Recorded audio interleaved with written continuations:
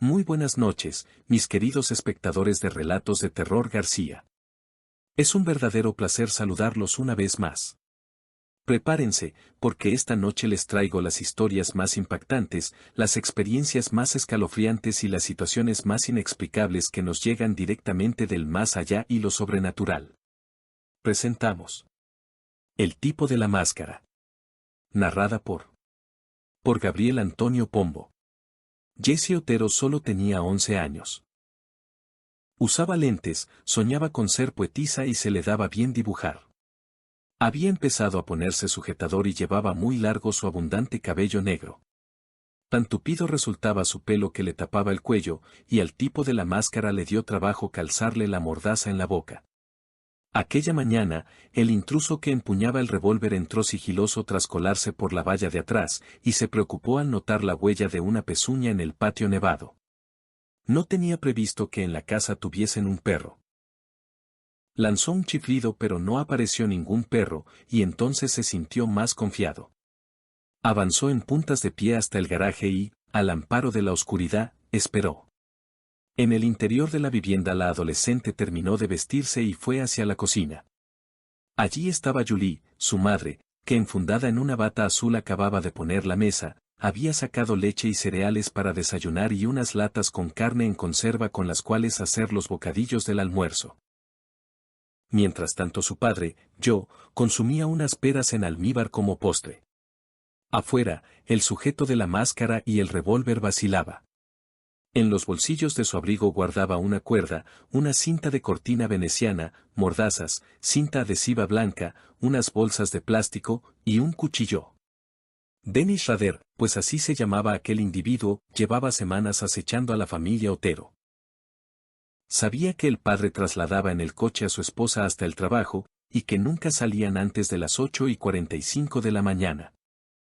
Por eso creía que, siendo entonces más de las 9 de ese martes 15 de enero de 1974, los hermanos de José ya estarían en la escuela, y en la residencia solamente se encontraría la adolescente cuya fresco atractivo despertaba sus lascivos deseos.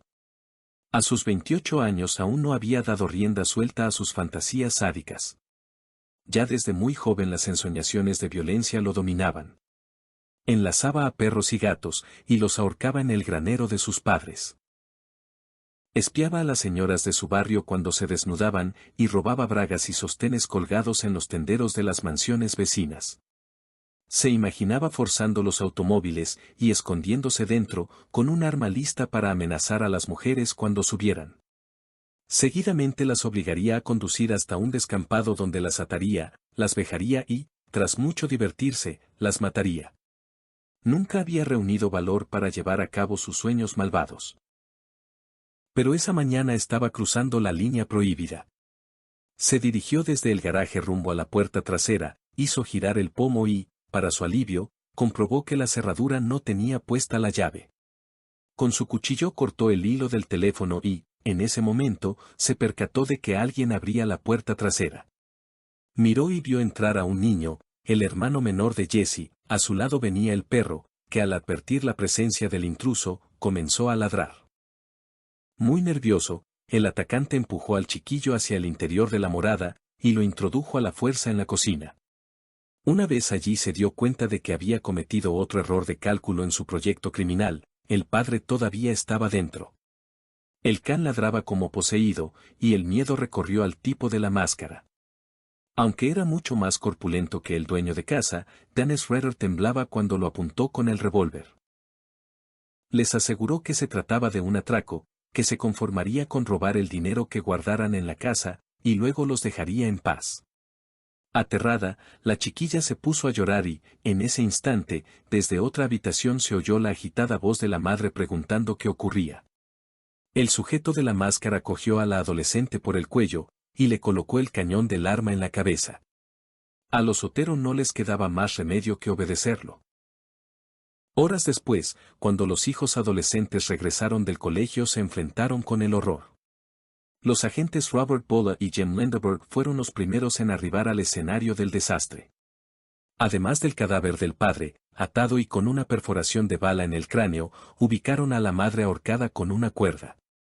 El infante muerto, por su parte, estaba amarrado y con su piel plagada de moratones. Los policías continuaron buscando. Descendieron al sótano y descubrieron que, colgada a una viga, se balanceaba el frágil cuerpo de Jessie. Una gruesa soga anudada a su garganta la había estrangulado lentamente. También tenía las bragas bajadas hasta los tobillos, y unas manchas blancuzcas en los muslos. Un ulterior examen forense acreditó que se trataba de restos seminales.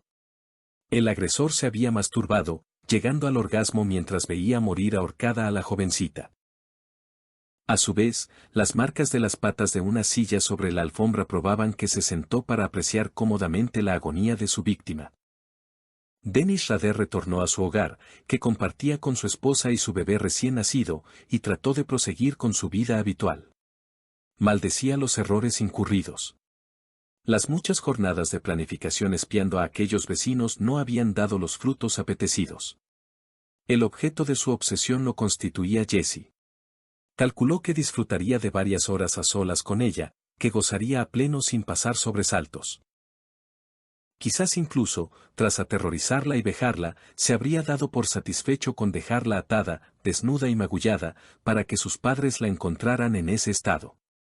Para tal fin llevaba puesta la máscara, así ella no lo reconocería.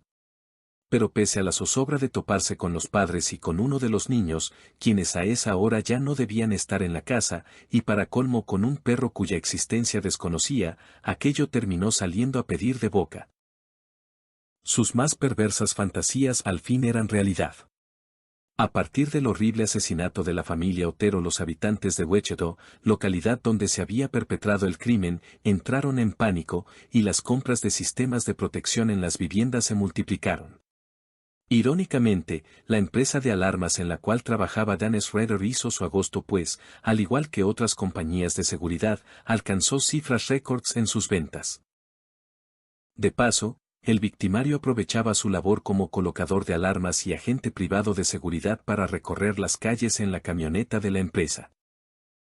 Así, portando el uniforme laboral gracias al cual alejaba sospechas, iba recabando pacientemente información útil a fin de saber en cuáles casas era más fácil entrar clandestinamente para consumar sus perversos fines, qué mujeres vivían solas, cuáles eran sus horarios, si tenían pareja o hijos menores y, en fin, innumerables y valiosos datos que con suma minucia registraba a la espera del momento más apropiado para perpetrar sus nuevas tropelías. El tipo de la máscara se mantendría impune durante décadas, siendo considerado en su comunidad un ciudadano modelo y un buen padre de familia. Adoptaría un alias, dirigiría cartas a la prensa jactándose de sus fechorías, y las firmaría con el acrónimo BTK, iniciales de las palabras atar, torturar, matar, en inglés.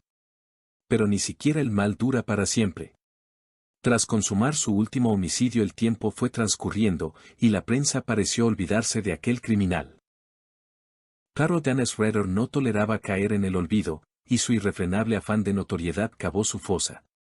El 16 de febrero de 2005 llegó a los estudios de KQTV un paquete remitido por BTK conteniendo una carta, una joya y un disquete que el matador había grabado confiadamente. El jefe de la policía de Wichita, Kenny Landwehr, no podía creer lo que estaba viendo, no daba crédito a su buena suerte. Llamó enseguida a Randy Stone, el informático de la división, quien rodeado de ansiosos policías no tardó en localizar un rastro, el de la iglesia luterana de Wichita, y un nombre, Dennis. Teclearon en Google y supieron que se trataba de Dennis Rader, presidente de esa congregación eclesiástica. Luego de 31 años de cacería al fin la presa estaba a su alcance. El próximo paso consistió en aproximarse con disimulo a su residencia de Park City donde vieron estacionada la camioneta Grand Cherokee negra que había sido usada por la persona que dejó el paquete, y que las cámaras de seguridad exteriores de la cadena televisiva KQTV habían captado, aunque sin identificar la matrícula del rodado ni al conductor, dada la mala calidad de las imágenes.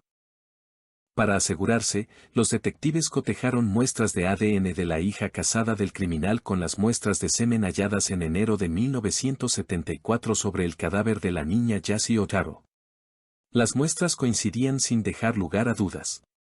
Se detuvo al homicida BTK el 25 de febrero de 2005 cuando volvía a su casa para almorzar.